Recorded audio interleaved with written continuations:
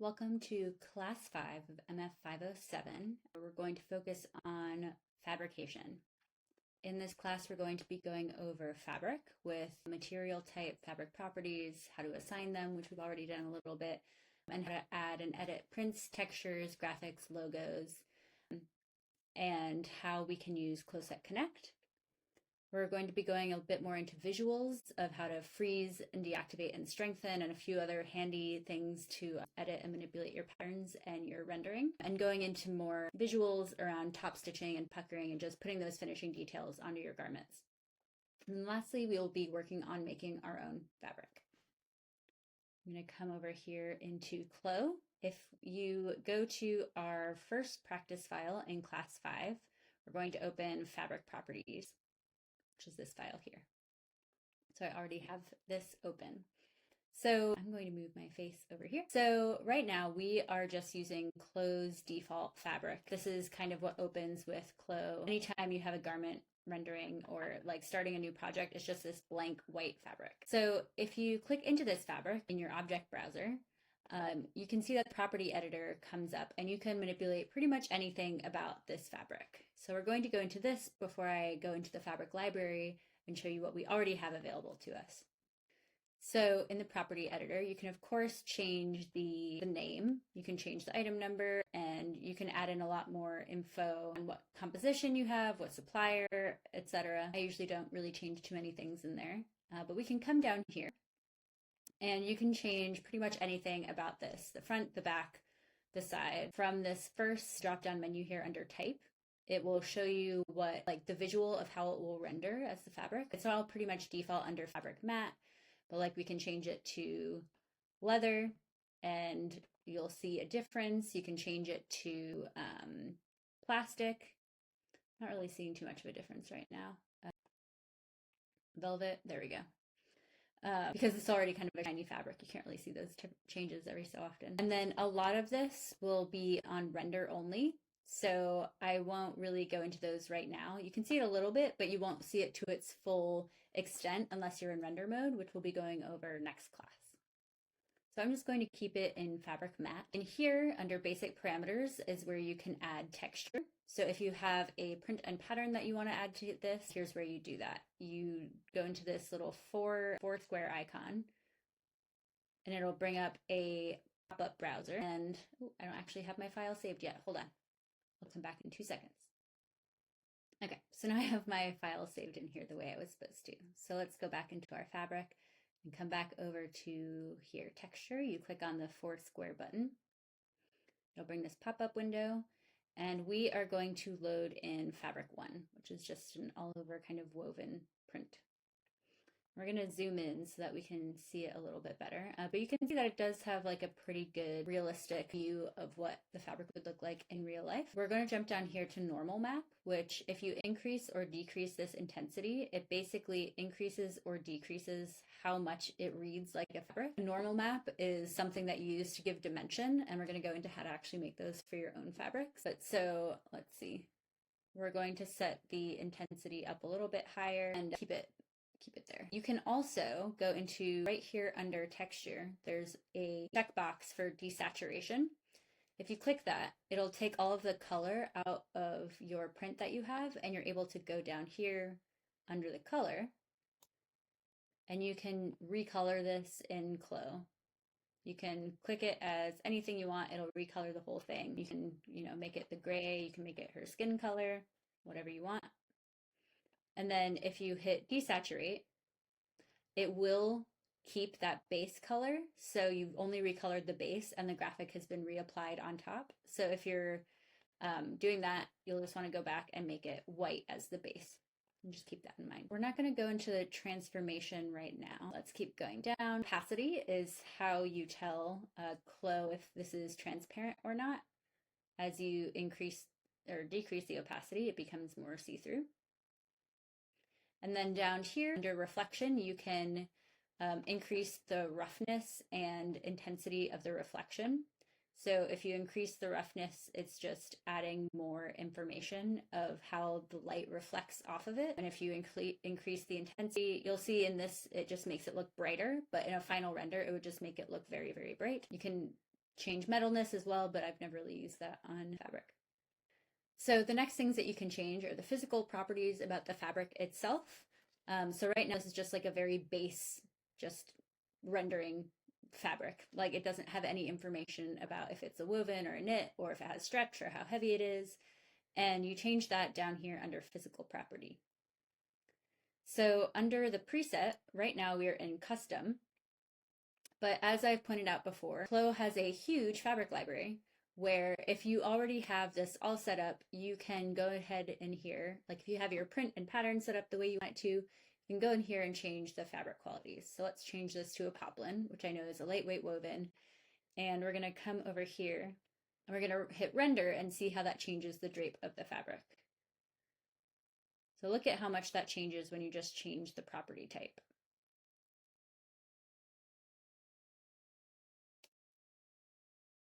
So let's go in here again. You can also go in here and change everything about how much stretch and how stiff it is. We're going to be going into that a little bit later today, so I'm going to leave that alone for now. The last thing I'm going to add in here is that you can change the thickness of the fabric. So like if we increase this to 3 millimeters, you'll see that visually it now, here, let me undo that and redo it.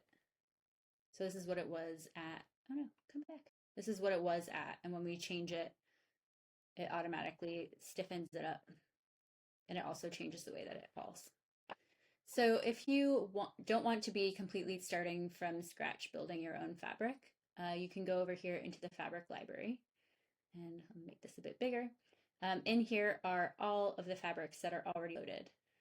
So let's just look, for example, at this silk. If we hover over it, we have this pop-out menu or this pop-out information box that tells you the construction, what it's made of, the weight, the thickness, and all of that other info. So when you're selecting what fabric you want your garment to be, it'll be helpful to just go in here. So like, let's say you want a silk. You just search for silk and it'll show you all of the ones that are available. And oftentimes in the name, it'll, if you're looking for a silk knit jersey, that's very different than a Georgette. So you can kind of find the properties that way. Now, let's say that you want to change pieces of this to a different fabric. What we can do, you could, of course, load one from your library. So let's say we wanted to add a silk charmeuse. You double click on that and it pops up here in your window. You can also, if you want to just make a version of this fabric you already have, you can click on it and hit copy, and it will make a copy of this fabric. Now, this is not attached to anything, so we're going to go in here and make some changes. Let's see, what should we change about it? Let's see, let's change the color. That'll be the easiest thing for us to identify. Where has my color gone? Oh, come on. I'm sorry, it's stuck in the side of my screen. Here we go. Okay, so we're going to change the color of this to pink. Okay, so, and it's not applied to anything. So if we want to apply it just to the sleeves, let's say, we're going to select both sleeves, and you can either hit this little arrow, which says assign to select patterns, and that'll just replace it on the patterns that you have selected. You can also, here, I'll undo that. You can also select both of these and just drag and drop it on top, and it'll do the same thing. I often drag and drop rather than trying to find the little button. And then you can, of course, go back and edit anything else about it. And if you want to add in more fabrics, even if a pattern is symmetric, it won't apply the fabric on symmetric patterns. So just keep that in mind, because everything else in the program, if you make a change on one piece of the symmetric pattern, it'll do it to the other, but not when it comes to fabric. Another thing that we can do, if you already have a fabric with a print on it, you can also still add another print on top. And you do that by going into your fabric in the object browser and hitting add print. I'm going to add this rose graphic on top, very high design. Hit OK, and you'll see that it comes up in here on top of your other fabric. So down here in the property editor, now this has its own little bucket where you can change just things about the print. So you can also desaturate it. You can change the color in here. We'll make this blue now. Intensity, again, you can increase or decrease the intensity. It's not looking like it does a ton. And of course you can, all the same things that you were doing on the initial fabric, you can do on the print as well. Okay. So now I'm going to actually delete this print because I don't want it here. And we're going to learn more about how to scale and rotate your prints. So if you click on any of these prints, nothing really comes up. However, if you come over here to the Edit Texture tool in your 2D window, now you can see that there's a little grayed out graph that comes out. And if you click on one of your patterns, it becomes black and you're able to actually change things. So right now I'm clicked on one pattern piece. You can see that it has a grain line and it has 3 dots. With this grain line, I can rotate. It'll only rotate the one panel that you're selecting though. So if you want to rotate multiple patterns, you have to select both. And I was just hitting shift while I was selecting both to be able to do that. On the other side, if you are scaling, it's going to scale everything. So I'm going to scale, you just do that by dragging this little arrow in or out. You can also rotate for everything this way rather than using the grain line. Okay, and then you can also grow and shrink it in width and or length. Oops. And remember, just to do that, you have to click in one of the patterns. So I'm going to go back to our base. Maybe I'm going to scale this up. If you wanted something to be slightly different, like if you want the scale on the ruffles to be slightly different, what you're going to do is you're going to copy your fabric. You're going to select the pieces that you want to be a different scale and apply that. And then you can go in and with your, when you're in your edit texture tool, you can go in and then you can scale just those pieces. So anytime you want to make a variation on the fabric, you'll just need to make a copy. Now, if you did want to actually rotate the grain of these pieces, so right now this is laid out on the typical grain line of fabric, but if you wanted it to be on the bias, let's say, you can do that in this texture window as well. So I'm going to click on this one and rotate it 45 degrees to be on the bias. I'm going to rotate this one the other way to be on the bias. And you'll see that it actually changes the way that it drapes in the 3D window. It may not be super visual actually, but it does actually change the way that it hangs because of the properties of fabric. We also talked about this at another point in the video, I believe, but let's say you wanted these to both be on the y-axis grain again. You can select both, and this property editor will come up, and we can reset to, oh, no, that's not what we want. We can align to the y-axis, and it will redo that for you. And it'll act just like a regular fabric when you the grain line of a pattern piece. So now if we want to add a graphic on top of this, what you would want to do is go down here to the graphic 2D pattern button. And when that pops up, we're going to go into our files, and I'm going to add this graphic again. And let's put it on the, oops, let's just put it, I was not in the right spot, so it kind of, it went away. Okay, so we're going to go and get our graphic, and let's say we want to put it on the collar. You will see these crossbars that come up with numbers, but so you can just click and a window will come up where you can adjust the width and the height if you want. This is 10 inches, that's a little big, maybe let's do 8, and then you can change anything else about these positions. After you apply this, you can also go in and change it though, which is very helpful.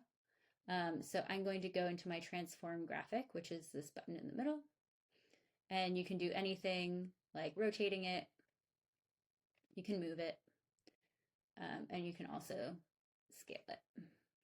So I'm going to put this up here for a reason. I'm going to rotate it. So when you're clicked into this graphic, there's going to be more property editor things that come up. So you can say if you want it on the front or the back of the pattern piece or both. You can say if you want this tiled throughout the rest of the piece. So if you wanted to create like a stripe of that pattern, you could. You can also repeat it across the whole pattern, and you'll see that it's repeated on the whole pattern piece. And you'll see that it's on both the front and the back because I have that option selected. So then if I turn off the back, it'll remove it from the back of the piece. All right, so I'm just going to go back to this, and then let's see. Okay, in here, in the object browser, I'm going to click into this one more time, and we're going to come down here, and basically all the same things you could do with your fabric, you can do with your 2D print. So you can, where's my desaturation? You can desaturate it, and you can color it, same way you could with your fabric. And then let me see, in here, if you decide you want a different width or height, you can go in and change it in here as well. And then if you want it to be in the same aspect, you just click lock aspect ratio. And then it would, if you know that exact dimension you want, you can do that there. If you're trying to find these buttons, they're also in the 3D window. They will do the same thing. Again, you can rotate and you can visually see what's happening while you're doing it. You can increase and decrease scale. Again, only for the pieces that are in this fabric. Come on, rotate. There we go. You can also edit your 2D graphic from here. Oh, the one other cool thing is that you see how there's a seam line here? If you hit extend over seam line, it'll just bring that graphic over to the other pattern piece right there, and it'll just update it anytime you move the graphic, which is pretty cool. So we're going to pause here on fabrication with this beautiful fabric that we have. I'm also going to show you where you can find fabrics that already exist if you want to find something more specific to a base that you want in Clo3D Connect. So I just went to connect.clo3d.com, and if you go into store, you can go over here to fabric, and you can filter by tons of properties. You can see that there's so many materials, but basically you can select what you want the composition to be. So let's say cotton, if we want it for a top and dress, I should say top and dress. Fabric type, you can say what type of woven or knit you want. So let's say we want it to be a flannel. Sure, why not? You can also filter by color. Let's see if we can find anything indigo. Okay, not a ton of colors with all of those filters. You can also say if you, this is new, if you want specific patterns. Okay, I may have put on too many filters so that we can't find anything now, but here we go. So I don't want to pay for anything right now in this demo, so I'm also going to turn on just free. And then I like this interesting abstract fabric, so I'm going to click on it. And if you go down here, it'll show you some of the characteristics about it. This was made in Substance, it looks like, but you can come down to the bottom where it says information, and it's a canvas. It weighs 260 grams. It's 0.27 thick. It's a cotton poly. Let's download it. Okay, so again, remember to check out, and we're going to download it. I'm just going to save it in my downloads. And remember, once you actually downloaded something, it'll show up in your library. So if you go over to my items,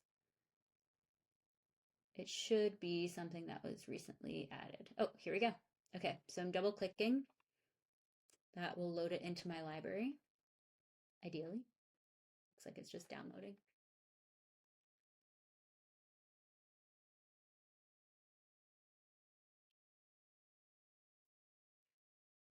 Let me go into my downloads and open it up, just in case that's the problem. Uh-oh. There we go. All right. So yeah, this was made in Substance. But all right, let's select all of our pattern pieces, just in our regular mode. Select all, and we're going to apply this mesh. And let's see how it looks. All right, it doesn't have a ton of 3D on it. I think that's something that would need to be done more in render mode. So that's something that we'll talk about a little bit later. But that is how you add a fabric from Clo into your workspace. Now we're going to just look at top stitching and puckering quick. I'm just going to open up any garment I feel like. Let's open up a t-shirt. It can be anything. I believe this does not have an avatar, so let's just load one so we can hit render.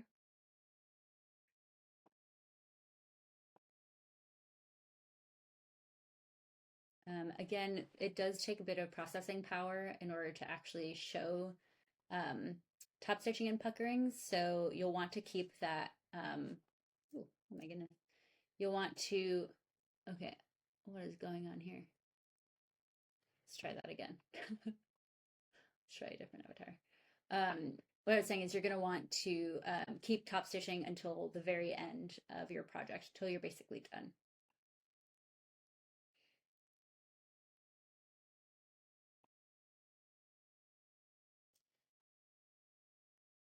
Wow, I don't know what is going on with this file. Let's try a new one. Let's open a different garment. Here, we'll open the female t-shirt. And we'll find ourselves an avatar.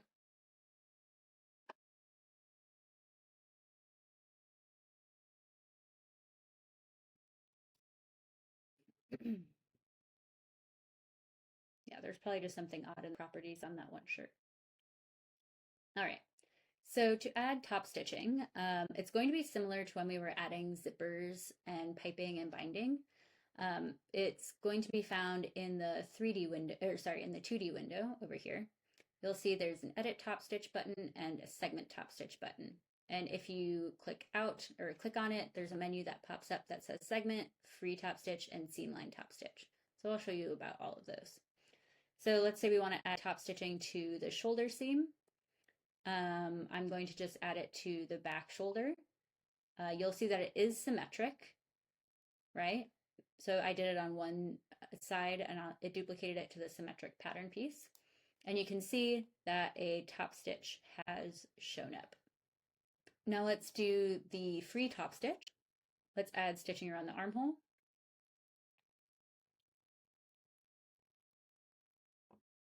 There we go. You can see that. And if we do seam line top stitch, that's going to stitch on both sides of a seam. Okay, so like if we want to add to the side seam here, you'll see that we can only do it in sections. You'll see that it is following along on both sides and it is popping up as we stitch. You can only do this in the 2D window. So anything that's top stitched becomes pink. The lines become pink. And so now let's say we want to change the shoulder top stitch to be a bit more obvious, let's say. All right, so I'm going to click on it and in the object browser, default top stitch will pop up. So I'm going to click on this and the property editor, our favorite thing, will come up. And once again, you can change everything about this stitch. So the first thing is we can change the offset, how far away it is from the seam. So if we increase it to 1/4, you'll see that it will update in real time on the rendering. And it updates all of the seam lines because you're editing this one default stitch. You can increase the stitch count, so you can have 2. You can make a top stitch, double top stitch that way. And you can change both of the threads on there separately. I'm just going to keep this as 1 though while we go through. So I'm going to just keep this as a single needle for right now, but you can go in here and do like a zigzag stitch, single, bar tack, which you would not do here, but it's pretty nice. We're just going to go back to custom. Single, and then it will go back to custom when we change things. The length, the stitch per inch, the bigger the number, the wider the stitches will be. So if we have an SPI of 8, which is sometimes what you would use for like denim, the stitches get a lot wider. And if you go down to like 20 SPI, it makes it teeny tiny little stitches. Put it at 10. You can also change the space. I haven't done this before. Oh yeah. Okay. So if you're doing like a pick stitch, you can add in how much space you want in between the stitches. Thread thickness, you can change the, you can either do it by tex or millimeters or centimeters. Tex is pretty good because that's an industry standard. So if you change it to, 100, it will make it a lot thicker and make it stand out a lot more. I'm just trying to zoom in so we can really see it. And then again, if you put it down to like 20, it'll make it very, very slim. So maybe let's put it at 50. Again, you can change the fabric type. You can make it shiny. If it's like a waxed thread, let's say, you can change that there. We're going to leave the texture as is. Let's see, if we increase the intensity of the normal map, it won't do too much on the thread. I'm not going to change anything there. Color, of course, a big one. Change the color. You can also do the eyedropper and get it to whatever fabric you have in here. Which you can see it happening a little bit. You can increase the metalness. Again, these are very tiny stitches, so you may not see much. Ooh, 3D, I don't remember that button being there. What did that change? Oh yeah, it added a little bit of shadow behind. Yeah, you see that when I turned on the 3D, it just added a little bit of shadow behind it, and it'll help the stitches pop out a little bit more. And you can change that intensity if it's like if you're stitching leather or like spacer material, you can increase the intensity there. I'm just going to turn that off for now though. Now let's say I want to show you. We're going to change this to overlock. Because you should be able to change the color of the back thread as well. I'm just not seeing where it is right now. Because normally it would be right in here. Maybe that'll, I'll go to another file in here and show you in a little bit. Okay, so we can also put the stitch offset to 0, but that does mean that it gets cut off in the seam. So you'll probably want to just always keep it at, a 1/16 away or an 1/8. Just depends on what you want. Let's see. So now let's say we wanted these to be different stitches. This is the same thing as the material where you would have to make a copy. And if you wanted to just change the color or what have you, you would change the color in here. And then you would select the lines that you want to switch. And you would change the top stitch property to the second stitch. We haven't looked at this quite yet, but when you're selected on any top stitch line, the property editor here will pop up where you can, of course, change which stitch you have. You can edit more things in here like the offset. If you want to extend your stitching to the beginning or end, right now that's on. I don't think it'll change too much if you turn it off, but you can just mess with these settings and you're doing a little bit more complicated top stitching. Okay, so if we want to look at what Clo already has, we can go into hardware and trims, go down to top stitch, and you'll see a lot more stitching options available. Yeah, so this one, you can see the front and the back. So I'm going to double click on this. This is the 4 needle 6 thread cover stitch. So here you'll see that there are 2 stitches that we can change all of the info for. So maybe let's do this on the shoulder seam. So if you want to select the shoulder seam, you'll see that if you're just in basic selection mode, you can't select it. If you want to edit your top stitching, you have to come down to the edit top stitch function, and that's where everything will become pink again and selectable. So now we're going to switch this over to our 6th thread, which looks very nice. And then we can come in here and we can change just certain things. So let's change the color to red on 1, and on 2, we're going to change it to yellow. And I believe if we hide the avatar and look inside, yes, you'll see that number 2 is the inside, and we were able to change the exterior and the interior to be 2 different colors, which is very cool. Let's see, what else about top stitching? I think that pretty much covers it. Now I'm just going to delete a few of these so we can redo it with puckering. We'll just do it at the top stitch here, at the shoulder seam. Or no, let's do the neckline with the pucker. So again, for puckering, this is just going to make it look like it's actually puckering the fabric, so you can give more dimension. And it's the same three things of segment puckering, free puckering, and seam line. Let's just do segment. And you can see pretty immediately what that looks like. So if we go into this default puckering, you'll see that up here, there's like little bubbles coming out of this purple bar. And that's kind of replicating what that normal map looks like. And I'm going to show you how to make a normal map here in a bit.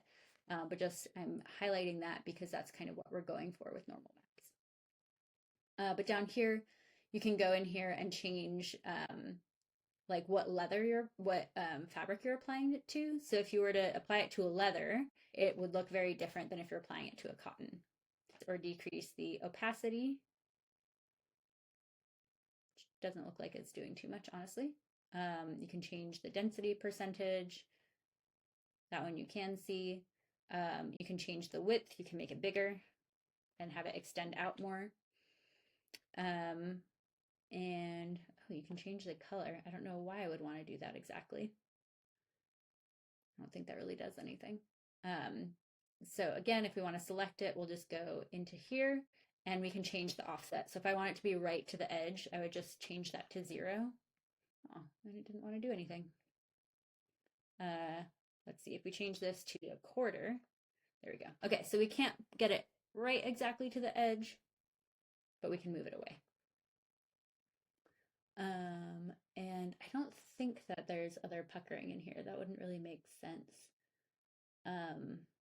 So yeah, that's top stitching and puckering. Feel free to play around with that. It gives a ton of dimension to any garment that you're making in Clo. Okay, next we're going to get into a little bit more on if you need to go into freezing or deactivating or strengthening different parts of your garment. So right now, if we simulate, everything is movable. If we want to, let's say we made the sleeve look like this and we wanted it to stay exactly like that because you had some internal stitching that kept it that way. Anytime that you would render again, it would just fall flat. So let's pull this up to where we want it to be. Let's say like that. And so now if you want this to stay exactly where it is, you're going to right click and hit freeze. And now anytime you render, it wouldn't move. You wouldn't be able to pull it or nudge it. It will affect the other pieces around it. See, so you can see that this is kind of like bubbled up on top of it. It basically just makes it an immovable object, but it does keep everything exactly where you want it to be. If you want to unfreeze it, you just hit unfreeze and it will simulate normally. Now, let's say that we're going to add a ruffle to this sleeve quick. And these are things that you will remember from us doing them in the past. We're going to add a 2-inch ruffle and we want it to fit onto this sleeve. So 11.56. We're going to make a rectangle that is 11.56. I think I said that wrong. And we're going to make it 2 inches high. Now we're going to stitch this together, stitch it to the sleeve, and we're going to hit superimpose side. It's going to superimpose it where it wants, apparently. Let me, you know what, I'm going to apply it differently. I'm actually going to turn on the arrangement points and I'm going to place it manually. Just because I want it to not go under the sleeve, I want it to just be on top. So if I render it now, I didn't add any ruffle. So what we're going to do is we're going to extend this by 150%. And now there's some ruffle added. Okay, so this is kind of floppy.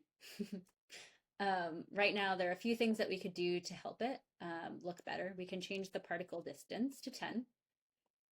That will help with the drape, right? It's actually kind of a small piece, so I may even take it down to 5, Remember, it like kind of, it's bigger than the palm of my hand, but it's pretty narrow because it's only 2 inches. So let's bring it down to 5.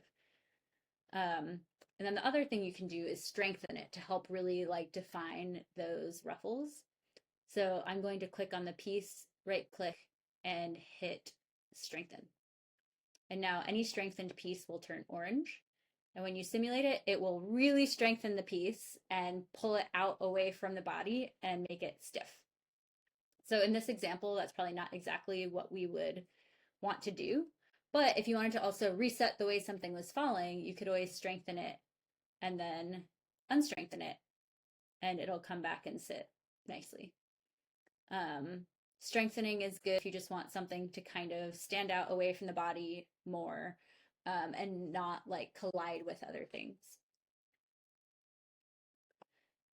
Let's see. You can also solidify, which I never really use personally. So I'm not going to talk about that one too much. And then if you want to undo anything, you can of course hit unsolidify, unfreeze, what have you. Let's say you want to not work on this piece, on this whole sleeve, let's say. So I'm going to select both of these and I'm going to hit deactivate pattern and sewing. And now when I hit render, it has just frozen this in place, frozen both pieces in place, and it removed the sewing. So now this, you'll see that the threads are white. So it just deactivated just that. It is not affecting the pieces around it anymore. I'm going to hit activate to get it back to normal, and then it will act just like normal. Now, if I hit deactivate pattern only, it would still be attached at the armhole because the sewing is still active. So there's just 2 different uses for that. This will just freeze it in place, but still be attached. And again, if we want to undo that, we're just going to hit activate. Now, if you want to, if you don't really want this here, but you want to keep the piece and like keep it as a pattern, but you aren't using it, if you want to help your rendering speed and things, what you can do is hit archive, and that really cuts down on processing power. So this piece is no longer here. It's not in the 3D window. And in the 2D window, you just see this little archive something. You can go into the 2D window and hit unarchive, and it will show back up again. So very, very handy. Something else I wanted to show you is, let's say we have this frozen and we have this sleeve over here strengthened. Don't know why we would, but right now these colors are kind of annoying. And if you were trying to show someone something and didn't want that, what you could do is just in the 3D window, you right click and you go down to show hide color, and you can hide your strengthening. You can hide your freezing, or you can of course hit hide all. And then if you want to show it again, show all. So hide all. That is confusing though. If you then try to go adjust this later, you're like, I cannot click this piece. What is going on? You can always go in here and just hit show all.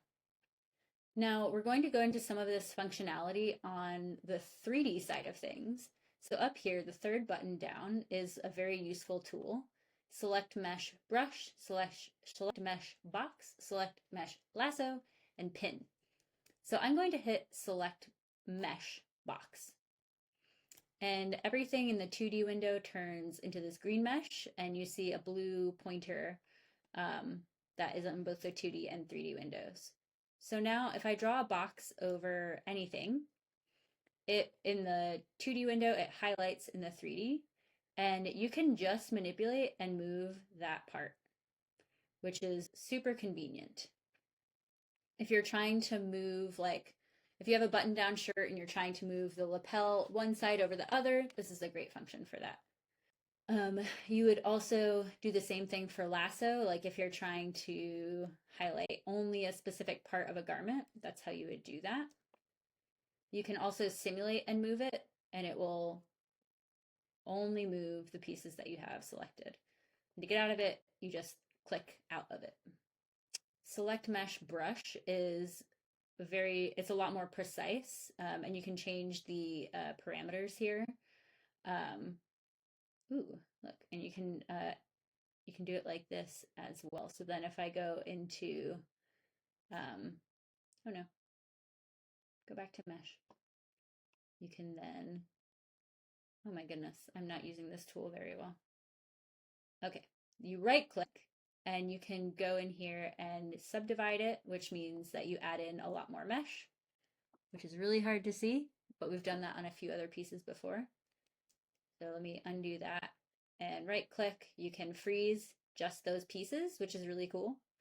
And so now if we go back into regular render, so you can see where the green is, it will not move that at all, but towards the outside edge, it's not as frozen.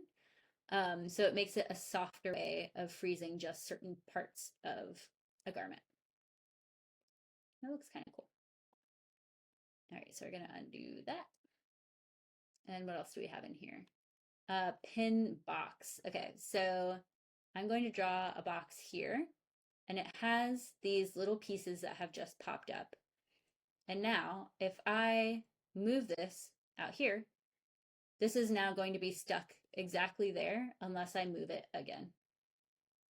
Okay, so when I'm rendering, I can just pick up little pieces, move it, and it will stay exactly where I place it. So some of the examples that we had earlier on in this class where there was a bodice just suspended in air, this is what they were using for that. So let's actually practice that. I'm going to delete these and I'm going to, let's unfreeze that. We'll unstrengthen this, hit render.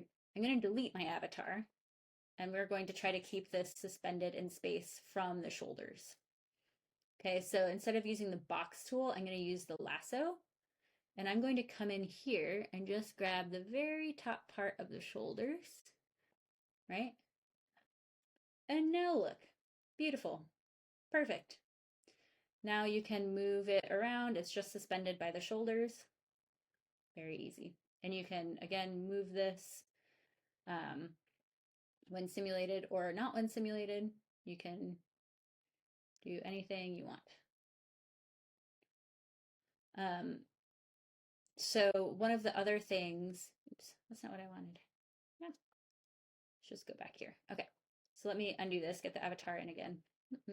I'm just undoing. Okay, so one of the really handy things, if you're trying to move and wrap things around a body, it can be quite challenging at times. So let's say we want to add a scarf onto our avatar. One thing I'm going to do is I'm going to select all of these pattern pieces and I'm going to freeze them so that when we're trying to wrap the scarf around, it's not going to collide with the shirt. So I'm going to make a box that is 50 inches long, and we'll make it 5 inches wide. Okay, so now we need to wrap this around her. I'm going to turn on arrangement points and I'm going to just place it back around her neck. Now, when I hit simulate, it's going to fall, of course, right? So now if I want to wrap this around, I could do it a few ways, but one of the best ways is if I'm simulating and I hit W and click, it will make just one of those pin points and you can just drag the pin around with you. So right now I'm simulating, I hit W while I'm moving, and now, you can't see it.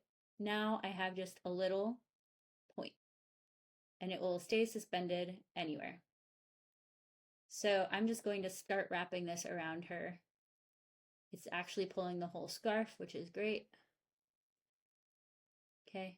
You may actually want to make a few of them. Like, let's say I like where this is at the side of her neck. So I can hit W and make another point. Right? And then I can keep dragging this one. And to select it, all you do is you have to be able to see it and you just move it. Okay, so we're going to keep dragging it around. Okay, now I don't like it here anymore, so I can just click it and delete it. There we go. So now I also want to make sure that this doesn't unravel completely from the back of her neck. So I'm actually going to pin this to her. We haven't really gone into pinning and tacking much, but in the 3D window, there's a edit tack button and a tack button. So I'm going to go in here and I'm going to hit tack on avatar. So basically, if I click a piece of fabric, it then makes the avatar visible. And if I click on the avatar, it makes a pin between that point on the fabric and the avatar. So you won't be able to see it very visually right now, but it'll become a bit more obvious once I let go of these little pinpoints. So I'm going to continue my wrapping. Oops, don't forget to hit simulate. Okay, almost there. Wrap it around one more time. And now I think that's a pretty good spot. I'll stop simulating. I'll hit delete. And now we have our scarf. And again, if you want to like have this pinned up closer to her neck, or you want to like reshift how things are fitting around her, you know, you just mess around with it a little bit. You can hit W to make a little pinpoint. And then if you liked that placement but didn't want to see that little pinpoint, you can hit show hide color again. Oops. Oh, I guess that doesn't actually work for the pinpoint. Interesting. All right, so maybe that's not the most functional for a final rendering. So if you did want to keep it in this exact spot, I would just hit delete on that point, and then you can hit tack, and I'm just going to tack from there to there, and that'll keep it in that spot.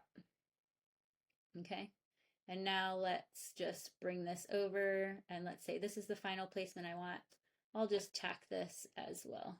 I'll tack here. You can see the little thread to here. Perfect. All right. And now if I actually want to delete that tack I put on her neck, I can just go into edit tack and you'll see it here. I can just click on it and hit delete. And now it'll just sit a little bit nicer when it's going around. Also, if it's not sitting nicely, don't forget to turn down your particle distance. There we go. That's sitting nicer. If I turn it down even more, it'll sit even nicer. And those pins that I put in, they are seen in the 2D window as well. You can see this is where it points to. So if I want to get rid of one of these, I can go in here, click on it, hit delete, and now it is. So lots of functionality with those tools to be able to help wrap and move things around the body. Let's see, did I miss anything? I think that's it. Let's just let's turn on our shirt again. We will unfreeze it. And now it's a bit more attached there. Let's see, do we get everything? I think so. All right, there we go. Beautiful.